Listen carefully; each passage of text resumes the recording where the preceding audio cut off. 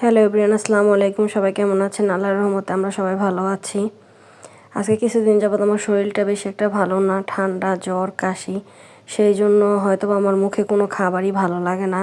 তার জন্য আপনাদের ভাইয়াকে আমি বললাম আমাকে একটু টমেটো ভর্তা করে দেওয়ার জন্য। টমেটো ভর্তাটা হচ্ছে গিয়ে টমেটো, কাঁচামরিচ, শুকনো মরিচের হালকা একটু ফাঁকি, লবণ, সামান্য চিনি আর তেঁতুল দিয়ে আর কি মাখানো। এটাকে আমরা টমেটো ভর্তা বলি।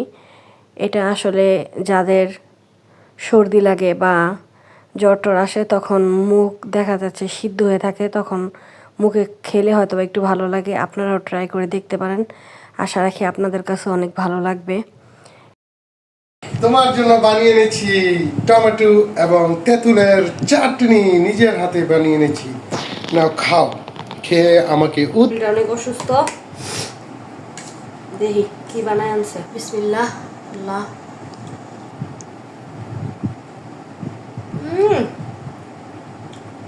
অসাধারণ। আমি যেমনটা খাইতেছি ঠিক এমন হয়েছে।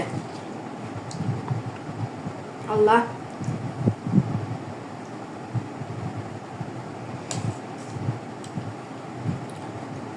অনেক মজা হয়েছে, অনেক। বন্ধ করে